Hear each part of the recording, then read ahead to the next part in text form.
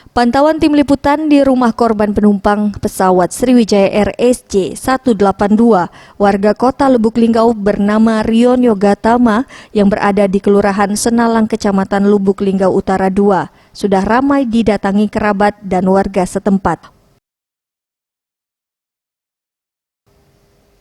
Menurut keterangan paman korban, Suyitno mengatakan ia membenarkan keponakannya bernama Rion Yogatama menjadi salah satu penumpang pesawat Sriwijaya Air yang hilang kontak di Kepulauan Seribu.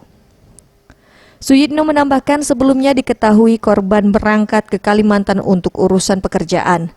Berangkat melalui Bandara Silampari Lubuk Linggau, transit di Bandara Soekarno-Hatta, Jakarta. Namun seharusnya keberangkatan ke Pontianak pukul 7 pagi menggunakan pesawat 6R. Dialihkan keberangkatannya pukul 13.00 dengan pesawat Sriwijaya Air. Mendapat informasi dari berita di TV-One, bahkan berita-berita di media, ada kecelakaan pesawat rute Jakarta Pontianak. Nah, di situ karena kita punya grup ini keluarga yang ngomong bahwa salah satu penumpang ada di keluarga kita.